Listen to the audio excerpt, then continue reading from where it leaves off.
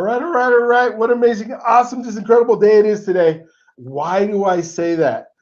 Because I woke up this morning with Raquel on my mind because we have actually been thinking about this for 6 months of getting her on my show so that we can just talk about all the wonderful things that she does in her life.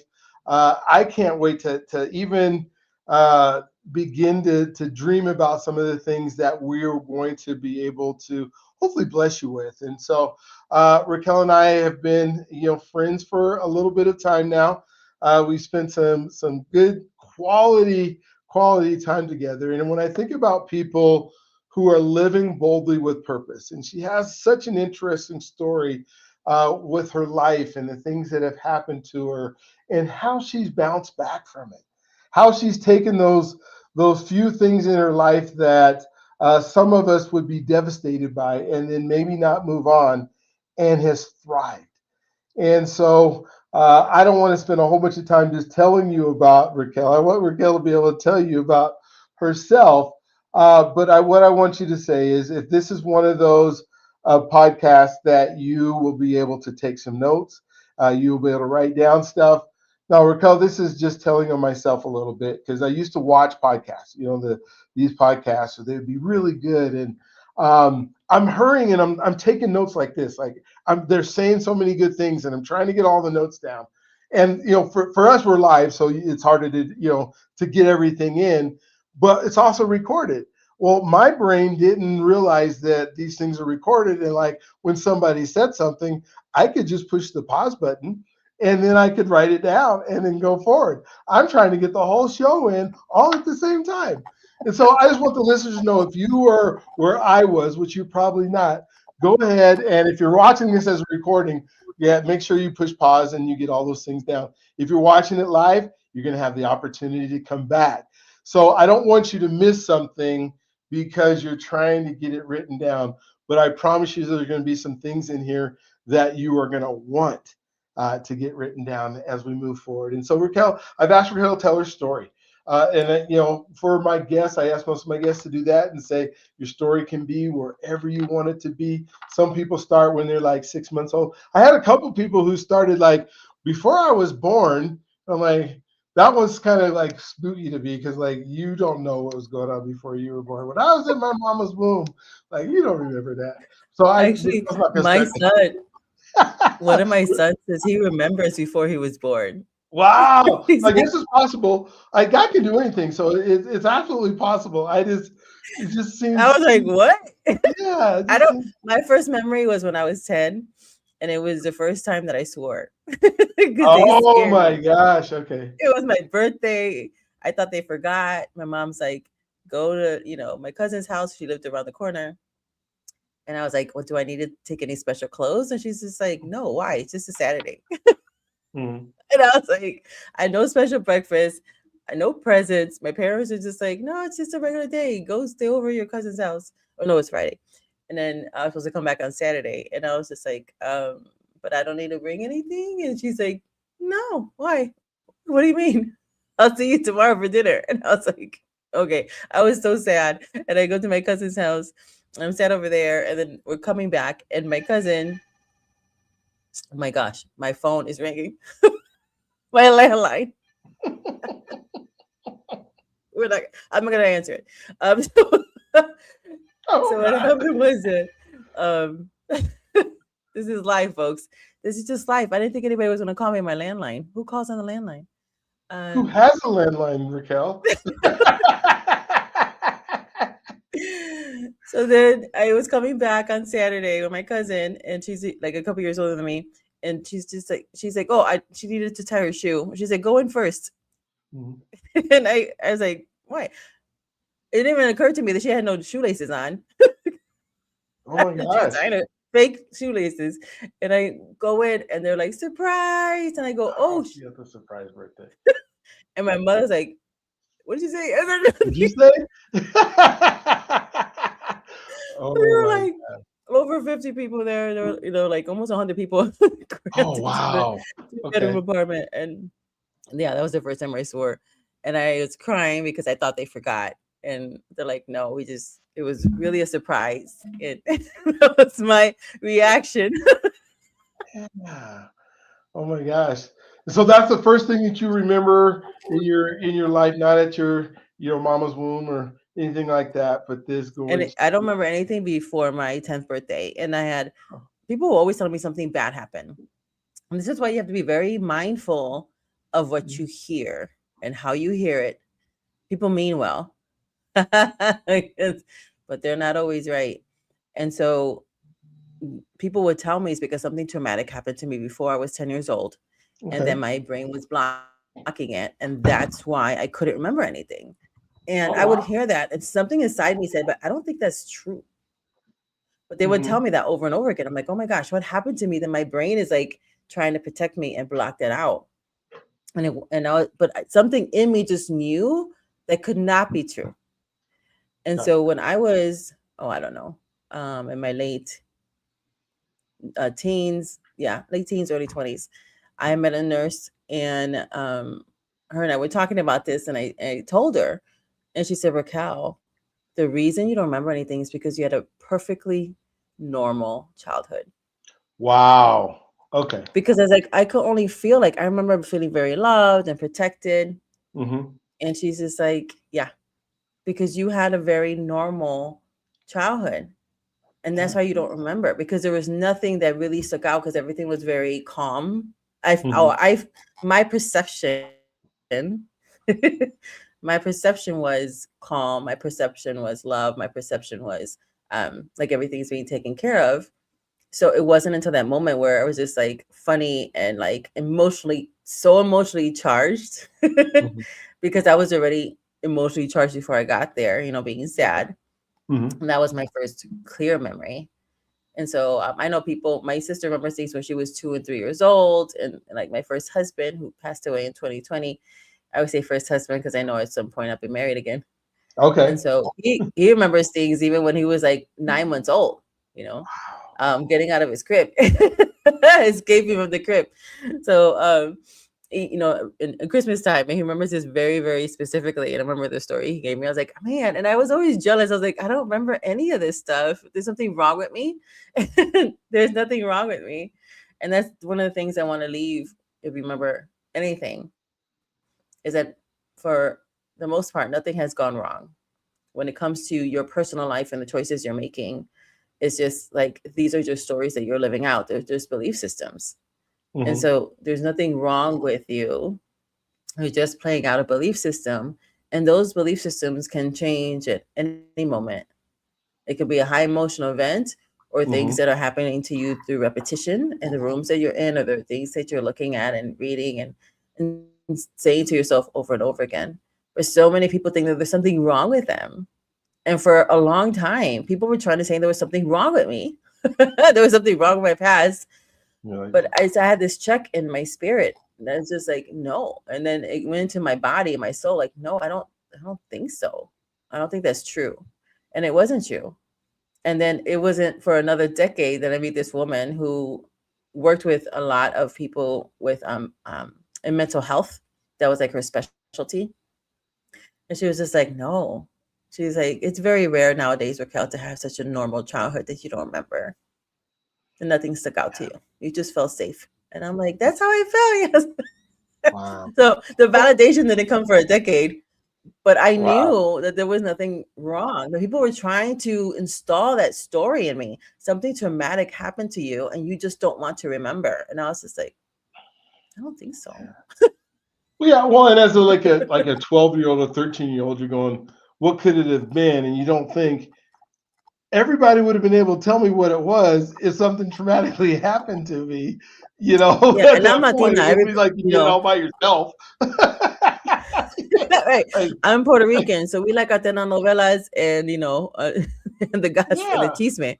Gossip. Somebody would have said something Yeah, that happened before I was 10 somebody years would have old. said this is what it was. They wouldn't have just said, something happened to you, then you figure it out. Everybody would have been, Yeah. oh, it's this, what happened. Yeah. So, oh, that's good. So after 10, you have your surprise birthday party. Then kind of talk about your life a little bit. How have you grown to the woman that you are today? Oh gosh, I was so awkward. I Were was you? I was like the ugly duckling. My cousins were and still are, very beautiful. They're like the kind of women that like they wake up beautiful, right? They don't need a stitch of makeup. Barely have to Mhm. do anything to their hair. They look like they're just walking out of a magazine. This was my circle, and then there was me. I look like olive oil. I was very thin, but wear my hair back. And then I was a valedictorian Okay. for my eighth grade, and so I was always reading. Well, I was always reading because my mom said that I was the worst child to punish because she would they didn't want to spank, so they're like do other things, and they're like go to the corner and sit in the corner, and then I'm like doing puppet shows. So she's like, Oh, "What are so you you're doing?" having I'm fun in the like, corner. You're like, thanks, mom. This is not punishment. This is like where I wanted to be. so I was sitting in the corner. She's like, the point of you sitting toward the wall is so that you can think about what you did. I go, I did think about it, and now I'm playing. Now I'm playing. Now I'm making a puppet And I'm show. like, she's like, well, I want you to be quiet. I'm like, okay. And then she'll come back, and I'm still doing it. But she's like, I told you to be quiet. I go, but I'm not talking. Like, be more specific. I love that. I can see. And then as a Yeah. teenager, it was just like puppet shows. I'm having my own little playtime. Yeah, I And love then as my mom, that's what my mom said. I don't remember that, but that's what she said. And then, it. so then when I was a teenager, I had like a fantasy room. It was pink, it was purple and pink. Back Mhm. then I'm 52 years old. So we had like a boom box, and my boom box was the same color as my room, and my Menudo posters, and like all my books, like all the things that you can dream about as a teenage girl. Not only my own phone, but my own landline, my own private number. Okay. So my mom she's like, go to your room. That wasn't even punishment. I'm like, give me the room where I have everything I want, and you will bring me dinner. Because Uh-huh. you're not gonna like not feed me and then bring me dessert. Okay. Oh my gosh. So every My, time I would get punished, I would go read. I became an avid reader by default because there was always something going on. My mom and I, we get along very well now, but we have very different personality gift clusters. And so because of that, there was a lot of clashing of, and not that we didn't disagree about the what we were talking about, but it was the way we were going to do it, right? So the way I wanted to do it was very different than how she thought it should be. And mhm. back then we didn't have the tools, right, to really speak to each other. We love each other, and I respected her, but I also was like, no. Yeah, yeah. I'm not gonna agree with your way of doing things. It's go to your beautiful room and sit there and think about what you're doing in my beautiful little palace. Sure. Hmm. Okay, mom. Wow. But I loved reading. And Okay. so because of that, they would say leaders are readers. I guess I became a leader by default because I was always in trouble. Go to my little palace and go read. And go read. Yes. Go Oh my God. read, have Yeah. my CDs. For those of you who don't know what that is, it was a little round thing that you put to get You shouldn't go back to music. cassettes. You can pop in the cassettes to be able to do it, or the 8 tracks. I would make Oh my God. mixtapes. Remember, we used to have to go on the radio station, and we had to wait and call it and be like, "This is my song. Can you play it?" And they're like, "They're playing my song." And they're like, "This next song is for Raquel from Chicago." Yeah, and then you had to get on the landline to tell everybody that they're playing your song right now on the radio. They just mentioned my name. I'm famous. Oh my gosh. I know. I know. Oh boy. So that was but I was very awkward and ostracized because I didn't. I don't know what that meant. I spoke white. I was like, "You mean I can finish a sentence? I don't know what that means. What does it mean?" I spoke white. But these are the ridiculous things that, you're like, oh, you're not so much of people of color. I have a splash. Right? I am Puerto Rican. And so when people would say these things to me, and, we always had all the stuff. So people would like to come, of course, and play with the stuff because our Mhm. parents would buy us like the latest things. And then we would have people, and we had a big family, and we had family would come over every weekend, which was a lot of fun growing up with my cousins.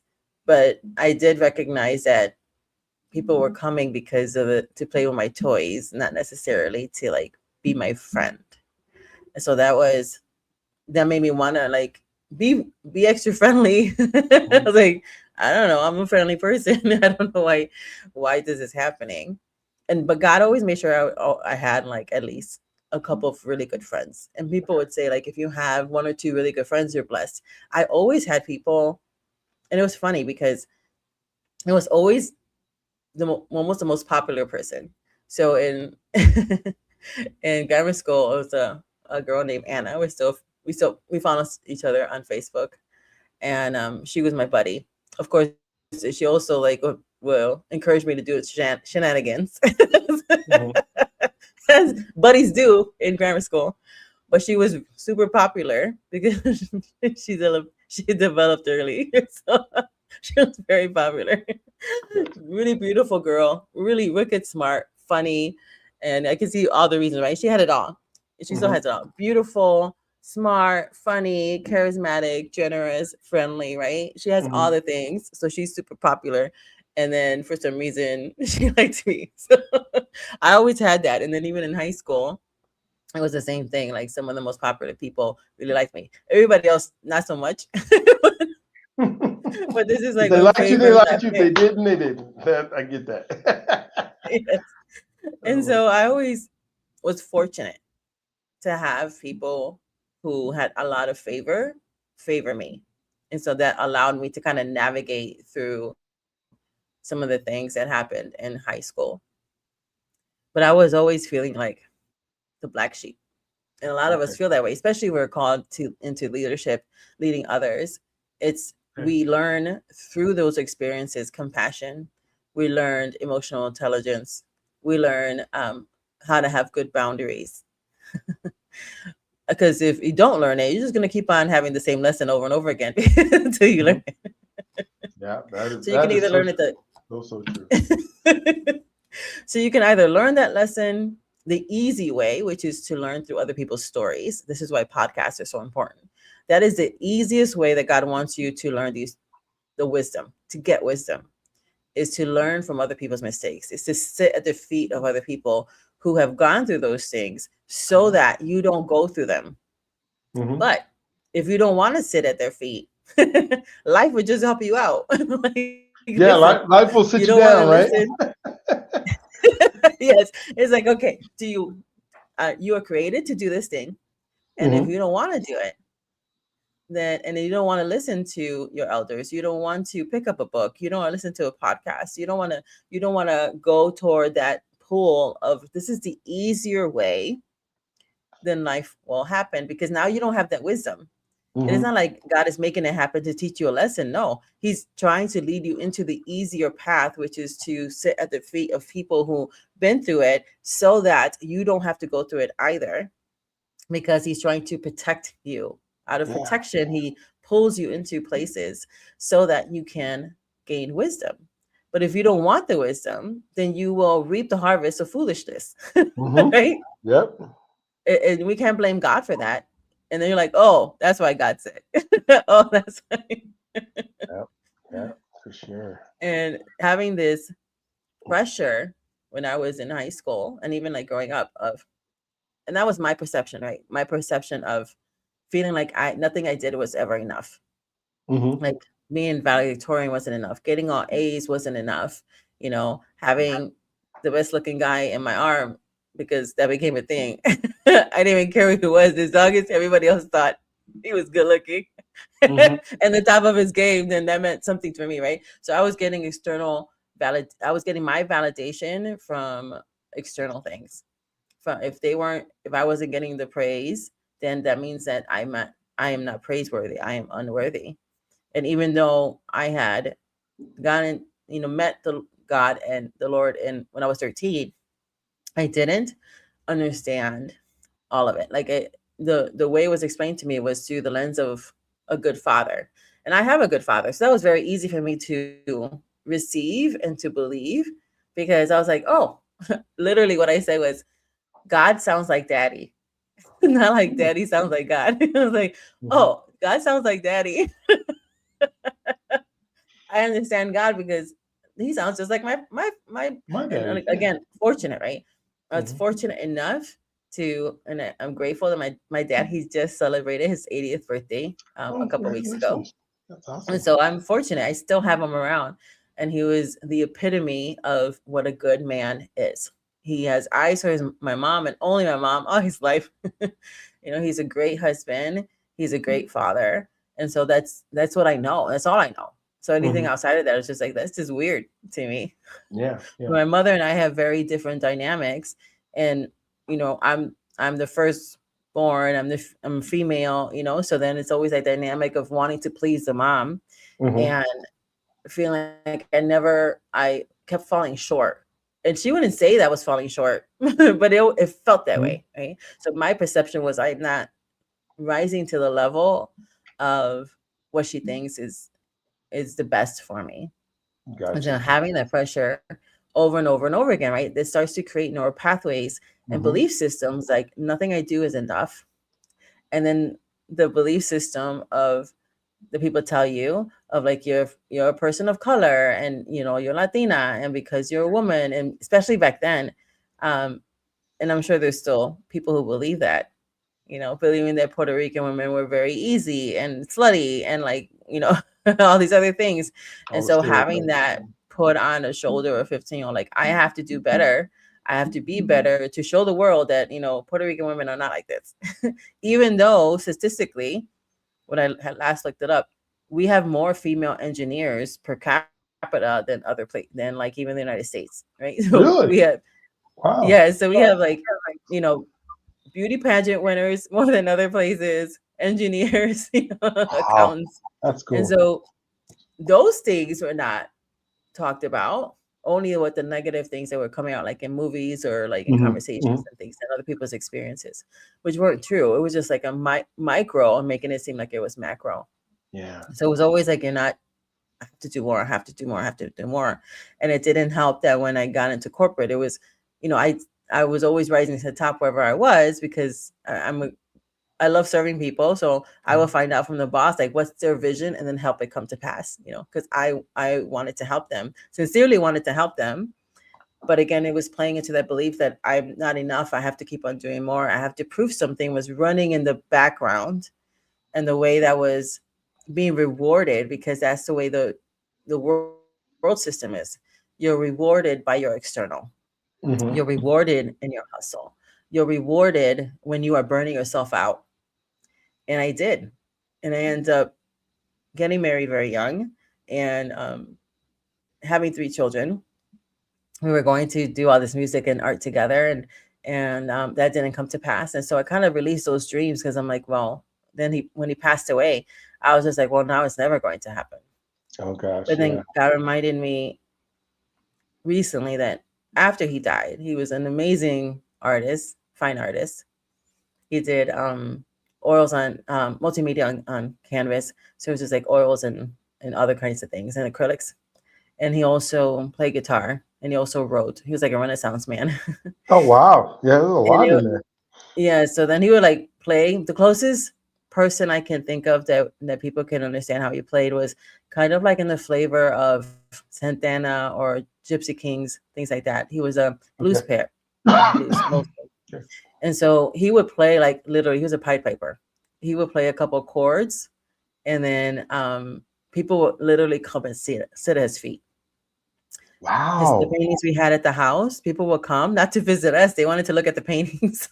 I was just like, I'm gonna start charging you like a museum. You can't come over here empty-handed. When you're coming to my Wow. house, I have to feed you so you can just look at the So you paintings. look at his pictures. Yeah. But they would Wow. be hypnotized. They would literally, they would like walk in and they would Mhm. just look at the paintings and go, they would like zone out. Yeah. So he had this incredible charisma that would seep into the music, that would seep into his writing, that would seep into his art. And there was a lot of things that we had planned that didn't. And in that marriage, there were also other pressures. And so it was already building since I was a teenager, and I didn't notice because we're not taught to notice these things, especially for those who are strong. I said, nobody really checks on the strong ones. So I became the person, and there's a lot of people watching her like that, right? Who can resonate, where they're the ones who are strong. They're the ones who people always go to for advice. They're the ones that people come to with their problems because you're either going to solve them or you're going to sit with them until they feel better, right?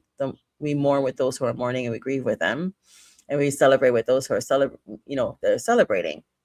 But people are really good at celebrating with those who are also celebrating, but they're not so good at sitting with those who are grieving, who are sitting with those who are mourning. Yeah.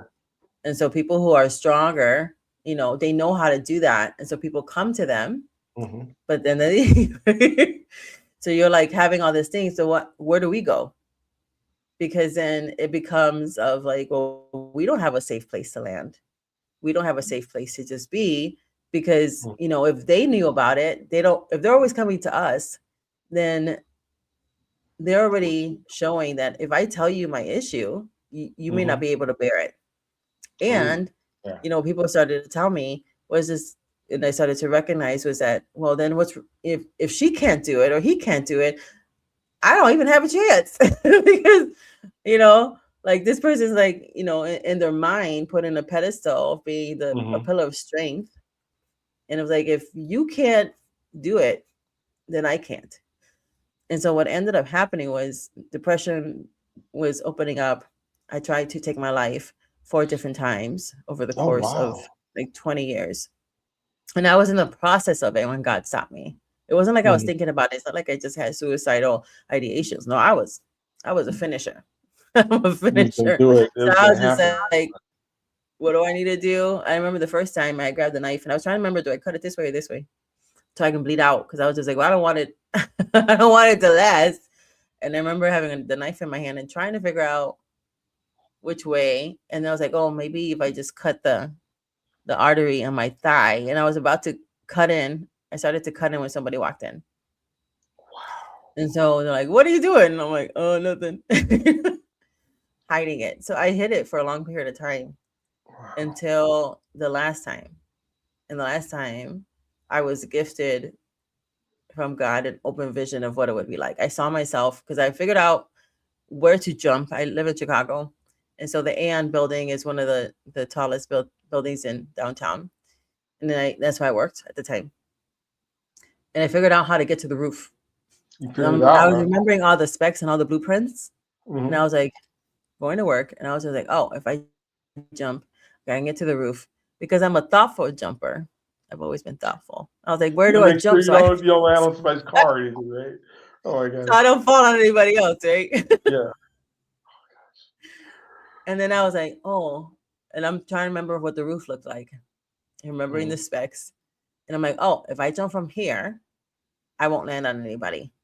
And as soon as I figured out where I was going to jump, and you can believe me or not believe me who's watching, it's my story. I'm sticking with this. This is what happened. I'm on the way. And I feel like I have an out-of-body experience, and I'm sailing where I planned to jump from. And I can feel my feet hanging over. You know how so there's the roof and there's my feet, like I'm about to go. And then I heard, this is the second time I heard the same voice. I'll tell you what, the first time I heard it, but the voice, it was like a fatherly voice. And it was like, if you do this, you'll be fine because you'll be with me, but they will not recover. They will not be fine. Yeah. And I was like, who? And he said, turn around. And when I turned around, I saw my parents. I saw my 3 kids, and I saw my sister. Funny enough, not my husband. And he said, they won't survive it. Wow. But you'll be fine. He's like, it's your choice. And then I saw myself crying, turning and running to them and falling into their arms. And then it's just like, I stepped back. And then I was like, God, I don't know what's happening in my head, in my heart, that I thought this was okay. This is the 4th time already. Most people don't even get the first time around. You've already saved me 4 times. I'm not the sharpest tool in shit. And that you're going to have to tell me what's going on with that I think this is okay. And then he sent me into light reading, quantum physics, and epigenetics. And so I started to see how everything he was telling us already in the good book was already there. And that quantum physics and like epigenetics was just really showing you the mechanisms of how, and neuroscience. Mm-hmm. And so I started to learn those things. And that's why it's like, oh, it was just belief systems. It was a program. So the thing about the Mm-hmm. movie The Matrix is not wrong. Like there are programs that are running because that's how we're wired to succeed. But how we're wired to succeed is also the same wiring that will have us fail when we are always, we're always playing out these systems, these programs. But the thing is, God has Mm-hmm. given us sovereignty to rewrite those things. And that's why he's told me that words matter because they become matter. Yes, they Yeah. become matter. They eventually become something that you can see. But first, they're going to take up, some quantum energy around your brain. They're going to take up mental real estate. And once they start to take up mental real estate, they start to become matter, physical grooves in your brain. And then your heart, not only your heart space as in your physical heart, but even though that has something to do with it too, but also your emotional heart, they sync up. Mm-hmm. And when they are syncing up and they're in agreement, those are your two witnesses, things start manifesting. So people like to say things like, well, your brain is always trying to keep you safe. No, it's not. That's not true. And people keep on repeating it, and it's not true. It's not trying to keep you safe. It is keeping you within the confines of your own belief system. And if you believe that you are not enough, that's it's a default mode network in the brain, your DMN. So it's your default. So think of it like that's the thermostat. It's Mm-hmm. set to like 70 degrees, and you're trying to get to 72, and you can hustle your way, you can will your way, but you're always going to fall back to your set point. And in Yeah. lower days, you can go lower, but you're always going to come back up to your set point. And your set point is your most predominant belief system at Okay. the second. Every 10 seconds, your brain checks in with the voice of your mind, which is the voice of your mindset. So is mindset Really? everything? Absolutely. Because the voice of your mindset is directing your brain. To Your where? mindset and your brain are not the same. They're interacting with each other.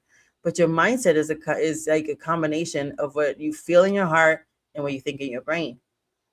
So can you follow your heart all the time? No. Mm-hmm. Because it also is part spirit and part soul. Your soul is your mind, your will, and your emotions. Your spirit agrees with God, Yeah. but your soul is a deciding factor.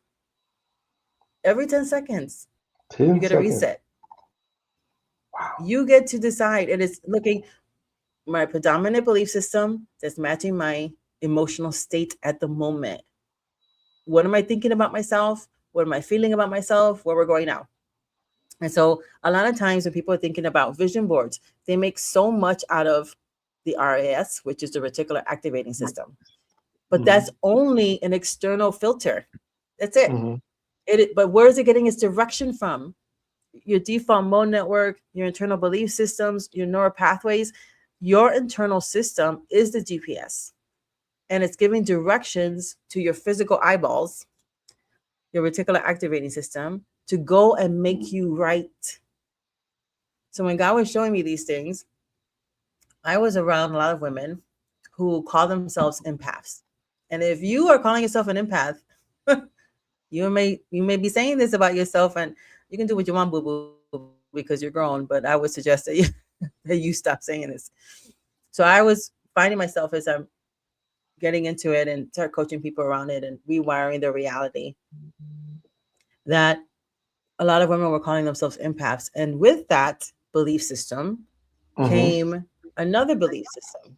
Was like, because I'm an empath, narcissists are always attracted to me. And narcissists and empaths are always together. Well, what happens is that when you're an empath, right, you are very emotionally heightened, but it also becomes like you want to worship something.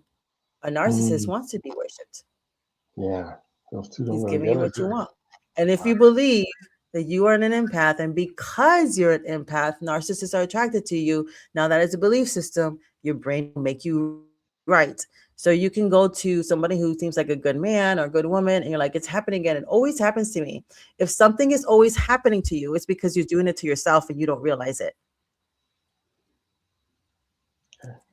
Because if you are finding yourself in rooms where people are disloyal, taking advantage of you, not seeing your genius, not wanting to help you, there is a belief system in you that is saying, whatever it is, I'm not worthy. Mm. People are always taking advantage of me. And your brain's like, bet I'm your internal AI and GPS. I will bring you into those situations with those people, and eventually they are going to make you right because that's the brain's job. That's the brain's It's, job to make it's it. not protecting you. Mm. It's your helper. It's your VA. I What do love you it. want, boss?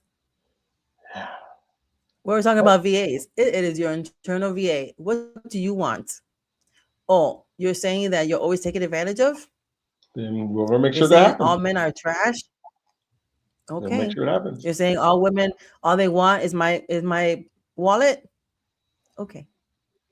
And I'm It still doesn't tripping care. that you said. I'm still tripping that you said every 10 seconds. So of course I ran and jumped on ChatGPT real quick to see that's 8,640 times a day that your brain's Yes. resetting. Oh my Yes. gosh. Yes. And on top of that, your brain is what we see and what we hear is so important because the information is coming in. It's almost 2 terabytes. It's like 1.86 Mm-hmm. gigabytes. Eh? There's almost 2 terabytes worth, or gigabytes. Is it gigabytes or terabytes? Now I have to go double check my numbers. That's coming in through your eye gate and your ear gate, and your brain needs to do something with that. So when people say, I can just go and watch that movie, I can just go and hear that music, I can go and hear that book, and it doesn't affect me, your brain is not different than everybody else's. Yes, it Yeah, does. no. So it is, yes, it is affecting you. Absolutely Because it is. what happens is Yeah. that, again, it's over time. So we don't notice the effects because sometimes the fruit does not bear itself for another 20 years. Oh wow. And then you're waking up like, how did this happen? You've Mm-hmm. been feeding yourself that story. Everything we do, especially for entrepreneurs, right? We know everything is a story. We do things to, that's why we do copy and do podcasts and all these other things, because everything is a story. Mm-hmm. Change the word story to belief system. Everything's a belief system. And all our beliefs are borrowed anyway. And if you're going to have a belief system, you might as well borrow good ones. Borrow good ones, yeah, instead of the other ones. Oh my gosh. They're like, well, I would be disenfranchised to the world, single mom, female, Puerto Rican, widow. Right? I'm not only a single mom, I'm also a widow. So to the world, I will seem disenfranchised. I don't call myself that. I'm like, it's me and God, whoever wants to lose. What I'm Mm-hmm. talking about. Yeah. Please, you can go ahead and think that I am disenfranchised or feel like I'm less than you. Go ahead. And people always like, oh, I can't believe all the things that you've done. And kind of like surprised. Oh my God, you've done this and this and this. And sometimes in their faces, they're not surprised, like, wow, that's amazing. It's like, wow, you? But Mm. God, if you feel like you are in a disenfranchised group, you are poised to do something amazing. Mm-hmm. And not just for yourself and your family and whatever race and nationality that you were gifted in, Mm-hmm. but for the world to see, like, you know what, you don't have to have everything, given to you. You don't have to have the silver spoon. You don't have to have everything that you think you need in order to be successful, in order to be happy, in order to be in joy and peace. Because a lot of those things are just gifts from God that when you align yourself with his purpose for you, those things become automatic. Yeah. And now you can just flow in your purpose. But if you're feeling stuck because you're telling yourself you're stuck. So tell yourself another story. Yeah. Say, like, at this moment or up to this moment, I have felt stuck. But, for me, I say, I have the mind of Christ and I have an unction from the Holy One. So I do know all Mm-hmm. things. So I'm not really stuck. I just don't know. My spirit knows the answer and my soul doesn't have it yet. I bless my soul to receive the answer that I seek because I already know. It's already inside of me. It's a Mm-hmm. gift. I don't have to hustle for it. And in this hustling, and doing more and more and more and more, pushing through, is such a dangerous, it is a dangerous rhetoric. Just Mm-hmm. push through it. Well, I was pushing through it. That's why I almost killed myself 4 times. I was pushing through it. That's why I lost a lot of my hair. I was pushing through it. That's why I looked like I was a crackhead. Everybody was telling me how good I looked. Like, oh, I wish I could be that thin. And I'm like, I'm surviving literally on like 2 liters of diet soda and 3 full pots of coffee. Oh gosh. Wow. My adrenaline was out of whack, right? Of course, yeah. All Your my body's not chemicals able are out to of do whack. that. It actually caused an onset of type 2 diabetes. I didn't do it because it wasn't because I was not eating well. Mm-hmm. It was all that stress compounding over Wow. and over and over again. These lies that I believed, and my body was screaming, was telling me the truth, and the world was lying to me. Wow. You look great. You're doing great. I wish I was Mhm. just like you. It's confusion. It is it's dangerous because only less than 10% of the people can actually work out of their will. So it's like if you really wanted to, you would. That's not how the brain works. Mm-mm. No, And sir. less than 10% of people have that kind of personality that they function through their will. Your will is your decider, is your prefrontal cortex. Mm-hmm. But that's not even finished cooking until you're 25 years old. That's not done. And those who've gone through the fungulitis, children, their growth rate has been said to be even slower. So their prefrontal cortex won't be done until like almost 30. But that's where you decide. That's your executor. And that only happens 5% of the time. 95% of the time, everything else is automatic. What makes you believe that somebody, if they really wanted to, they would? Not if they don't have awareness. Yeah, no, they can't. Yeah. They're not literally capable to until they have awareness. And I say awareness is grace, that's triggers. When you have a trigger, that's awareness. It is grace happening, like something's off, right? Mm-hmm. Danger, Will Robinson. There's something off. Yeah, yeah, Triggers yeah. are good. It is trying to tell you something so it Mm-hmm. could be changed. And that is the best time to do neuroplasticity. So a lot of times also in these spaces, people, and I love Dr. Joe Dispenza and all these other people, but they tell you also things that are not true. The best time to do is do your theta waves when you wake up or before you go to sleep. Yeah, that's not the best time. That's time you can. And Mm-hmm. yes, it can work, but the best time is when you have a trigger because you are now aware of something. You are you have a high emotional state, Mm-hmm. and what your brain does is like think of it like your brain is a treasure box, and now it's open, and it'll stay open for a few minutes or up to like 4 or 5 hours. Now you get to confront that trigger, that Okay. belief system. What I call is the ACT model: aware, capture, and transmute. So now you have awareness, and now you capture that thought. You're like, where is this coming from? Do I really want to? Even asking the question, do I really want to continue living the reality of this particular thought? Because it is causing the reality because it's Mm-hmm. working through my eyes, right? Yeah, yeah. Do I want it? No. Transmute it to something different. What is the truth? People say the truth is relative. No, it's not. Facts are. Another lie. The truth, excuse me, is not relative.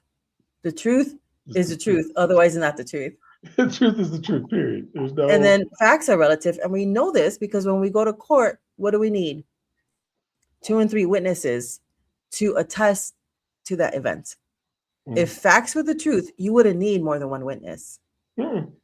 but you need verifying sources. And that's what facts are. But facts can also change when truth is revealed. Because the fact might be that I'm to the world disenfranchised, but the truth is I'm the daughter of the Most High. Mm. The fact might be that, you know, maybe, that stress caused, activated the type 2 diabetes, but the truth is by his stripes I'm healed. My body's just catching up to the truth. I'm getting better and better every single day. Every single day I'm taking less and less medicine until I'm not going to need it anymore because I am healed. My Yeah. body's catching up to that. Yeah. And your body is actually designed to heal itself. It is. Absolutely. It's designed that way. Most sicknesses and diseases, what? They're caused by stress. 85 to Mm-hmm. 90% of it is caused by stress. And so mine, loss of hair, very, very thin, blood sugars that should have had me in the hospital. And I didn't know. It was just like, I just decided to go get a checkup because they were like, you should have an annual checkup. And I never go to the doctor. I was like, if I'm not feeling like super, if I'm not well, then I will go. But I was like, I feel fine. But it's because I was like taking so much caffeine that I was, and all these other things that made me feel as I was fine, because I was like, right, not dealing with the triggers. And the doctor is trying to get a hold of me on a weekend. I was like, who keeps on calling me? It was like a weird number. She was calling me from her personal cell phone number. Really? She's like, I called you like 20 times. She's like, your blood sugars are so high, you should be in the hospital. You need to get to the clinic right away. We need to get these numbers down. And I was like, oh, is that what's happening to my body? My body was warning me before I got to diabetes with the weight loss, even though I was working out and stuff. But I was just like, oh, I must be doing good. Hair loss. And I'm like, well, that's weird. But then people are like, oh, that happens. Okay. No. No. No, it doesn't just happen. No. Your hair doesn't just fall out. No, your hair doesn't fall, shouldn't be falling out. No. And so all those things culminated together so I can understand how their brain works. And that's why then God said, yeah, words matter because they become matter. They will eventually. So people are like, oh, this is name it and claim it. Yes, because this whole universe was spoken or sung into existence and we're made in this image and likeness. So even if you don't believe what we believe, that's still true. You are made in the image and likeness of God. Yeah, you say my truth. Everybody says which my means you're truth. made to function like him. Yeah. Oh, yeah. gosh. You are made to function like him. Period. And so how do he functions? He never says anything he doesn't agree with. He doesn't absolutely believe. But when you start looking at the brain, you're like, oh, that's how your brain works too. What you keep on telling yourself over and over and over again, it starts to create that as a belief system, and then shifting your desires, what you're looking at, what you're being drawn to. All of a sudden, I got real stuffy in my nose. Sometimes when I'm doing these things, I pick up other people's symptoms in my nose, or my body. It's so weird. So if you have a cold, I just bless you. Yeah, stuffy. Even people saying like I have allergies. Why do you have them? Why are you taking that as ownership? Can't clear out.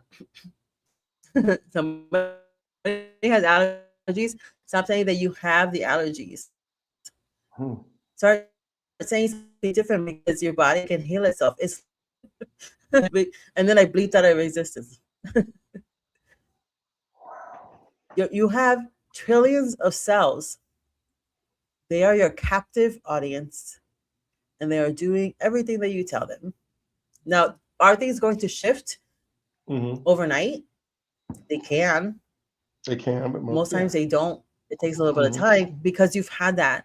That's why I do like guided meditations for my clients, and I'm a hypnotherapy practitioner, so I do hypnotherapy, and so that helps to quicken the rewiring.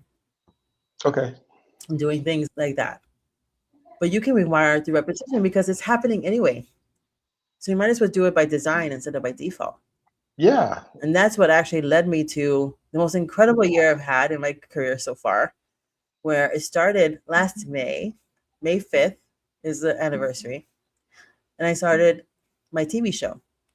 With that TV show, One Breakthrough Now, opened up the doors to then I was able to do music for myself and others, and other TV hosts, and then became an arm, and I created a record label, and then opened up the door for me to do publishing. That opened up the door for me to have my own radio station, Breakthrough Radio, to open up the door to have my own magazine called The Breakers coming out in the summertime. Wow. And then somebody's like, oh, you don't have your own channel? She thought I was talking about a television channel. She's like, well, you need to get a channel because I want to be on it. And I was like, that wasn't in my bingo card, but neither was having a TV show or a record label or a publishing arm or a radio station. Radio station was not in my 2026 bingo card or having a magazine. So she's like, you need to have your own channel. And I'm like, I'll pray about it. But I think that's the missing piece to everything I'm doing in media and in PR. But those are the things that led up to it. But it's because I was changing it, right?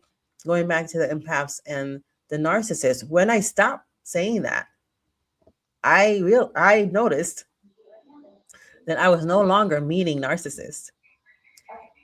Opposites attract, yes, but they only stay when there is agreement. Hmm.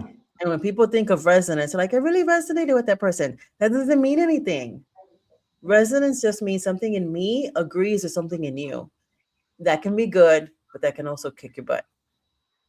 That's how a lot of empaths ended up being in relationships with narcissists because they're like, well, we were attracted to each other and we're resonating with each other. Yes, but that doesn't mean anything. It only means something agrees. Time is a great Hmm. revealer. Yeah. Give something some time. Especially if you're getting into a romantic relationship, right? Because there's so much other things that are happening in our bodies when we're connecting in those ways. So it's like, yeah, take a little time. Ask the questions. Ask a lot of questions. It's okay. If the person is bothered by you asking questions, then they're already showing you who they are. What are they Of course. hiding that they don't Yeah. like your questions? What are they hiding? And they're making it seem like you're Mhm. interrogating them. I want to know. I was like, I need to understand. And I found that on myself that the way I make decisions is I need to understand and I need some time to understand. And then whether that's 3 minutes or overnight, I need what I need. And if you don't want to give it to me, that's fine. Go find somebody else. Like that thing is like, if somebody says you're too much, well, go find less. Go Because find less. I love it. Go find less. Oh my gosh. I don't know what to tell you. But, if you're trying to force me to have an answer right now, FOMO no longer Yeah. works on me. People being beautiful. I have beautiful children. Youngest are like, oh, I always get like distracted when a man is, beautiful. I was like, not me. I was like, I have gorgeous sons. It's like, no, Mhm. I need to discipline you. Your cute self, your charismatic self. No, those big, beautiful brown eyes, they don't work on me. I'm gonna look at you like this. Mm. Yeah. Oh my I gosh. go to it. You Yeah. cannot manipulate me. From your looks to your charisma. I have good looking, charismatic children. I did not let them manipulate me, and I'm not gonna let you manipulate me So either. you're not gonna do it either. Oh my gosh. So don't even try. Yeah. Oh my gosh. Man, this is Raquel, my brain's about to explode because you've given so much. I told people they needed to take notes today. And so yeah, because like what's so cool about what you've been talking about, like I do a devotional every morning. It's called the routine.life, and so every morning I get up and I do breath work, and I do drink water and hydrate, and then but I'm doing it live, so it's on Facebook and Instagram and all the other ones at 6:30 every morning. But I'm talking about the same thing. I'm talking about the neurosciences. I'm talking about the frontal cortex and why it works, and our reticular activator, and the repetitiveness of the things that we say, and it's so confirming to have you come in and say this is exactly how it works. It makes me feel like, oh man, I'm not just speaking this out to folks that it's like all over the place, but it's so important because people just don't realize, and they go through life, like I said a second ago, like my truth. Well, the truth is the truth. You could call it your truth or not your truth. It could be a fact or not a Everybody fact. lives their truth. Their truth is their belief system. It's like, Yes. yes, no. Yeah. You're living So your truth even if you don't know you're living your truth. yeah. But that doesn't necessarily mean that, my truth is that is a green sky. Well, no. You Yeah. believe that it's a green sky, but the actual Mhm. truth is the actual truth. Oh my gosh, Right. this has You can been call the sun the moon all day long. It's still going to be the sun. yeah. I believe it's the moon. It doesn't change what it is. No. It No. is what it is. Yeah. Oh my gosh. So I want to do some more of these because we're out of time today, but I want to make sure that you and I get together and we just kind of talk about some of these things because I think it's so vitally important, that we not just I say I want to help people. Yeah, I think we want to serve people in ways that please God, the way that we possibly can. But on the other hand, I think there's just so many people walking out there lost. They're walking out there with belief systems that don't serve them, that actually hurt them, and they Yeah. don't know what to do. Right? I mean, would you agree with like some of the people you No, come in? I do agree with that because um I was led to create a new vault. It's called the 1% Vault. So the vault um, is to help them rewire their reality. And it's a guided meditation hypnosis thing that is under, I call it 1% because it's 1% or less of your day. 1% is less Mhm. than 15 minutes. So I did the first one called The Dam is Broken. Okay. And I just talked about it today on Facebook that one of the ladies who got it and she listened to it, she's like, oh my gosh, she was literally having like panic attacks and she could feel pain in her chest, and the more anxiety and stress she had, it was showing up in her body. Oh my gosh. And Okay. then she's been a long time client of mine, and she comes in and out. And then she saw that she did the meditation, and she sent me a text that I put out there, and she's like, yeah, go ahead and do that. But I'm selecting her name, so I'm just calling her Gigi. And it literally, after a few minutes, she was just like, I'm so peaceful. And actually, she got a little sleepy because sometimes when your body is like, Mhm. recalibrating, you get real tired. You get tired. I have people who've like done my hypnosis or meditations, and they're like, they literally like go into a deep sleep, and then they come when I say, come back one. They're like, but they come out feeling refreshed and peaceful and whatever I said.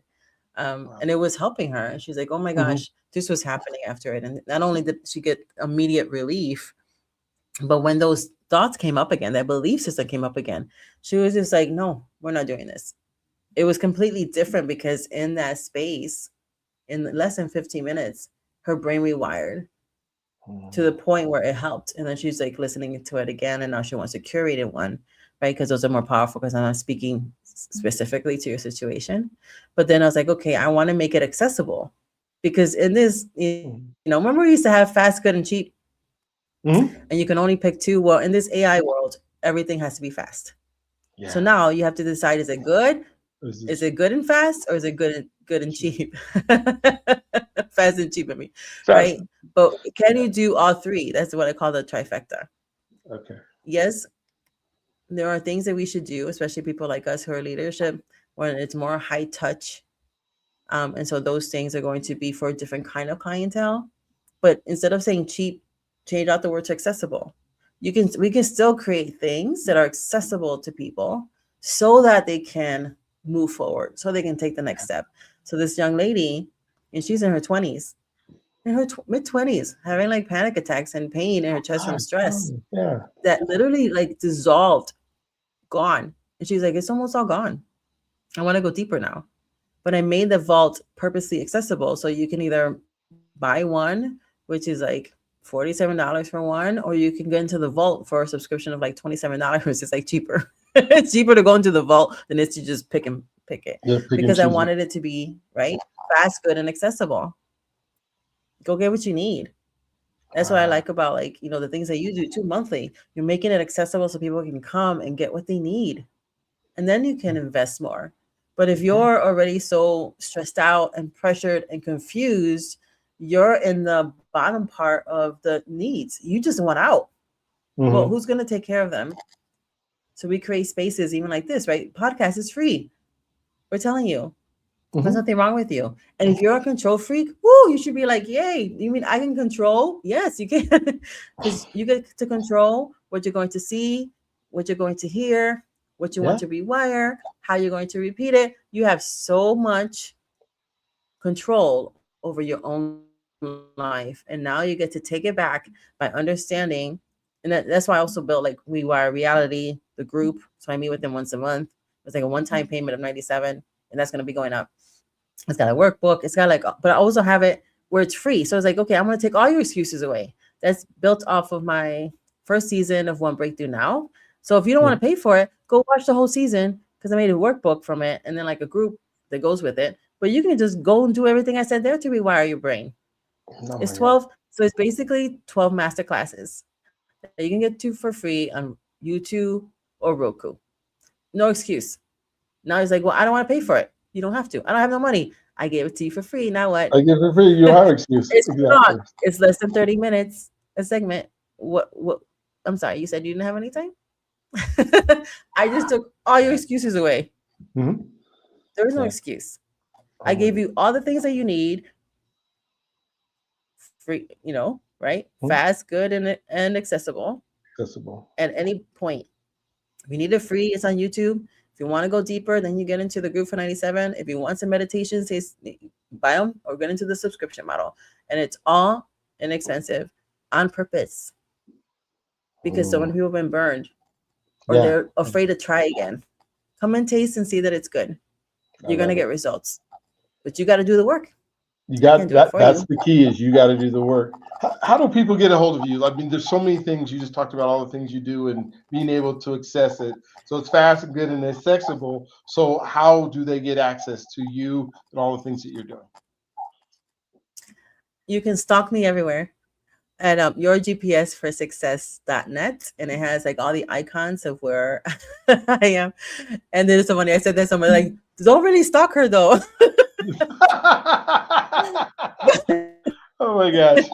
That's funny. But it is sticky, right? Come and stalk me over there. And I'm most active on Facebook at the moment and LinkedIn. Okay. Cool. Well, Raquel, this has been amazing today. Thank you for being on. Thank you for going over all this. I got to go back. I got to watch it again. But let's do this again. Let's do this again pretty soon. Let's do it quickly so that we can get more information into more people's hands the quicker we can. Fast, good, and accessible. So for those of you, this is your first show, go ahead and hit. We have shows like this all the time. So go ahead and hit the subscribe button, notification button. We want to let you know the next time Raquel's on. And then we look forward to being able to do this with you often. And I have her speaking at some of my events whenever we can.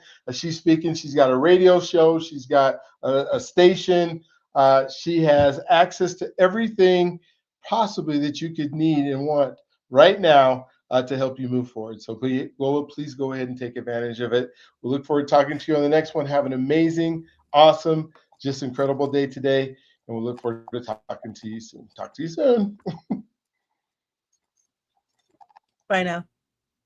Bye. Yes. In. I'm clicking the button in. It's not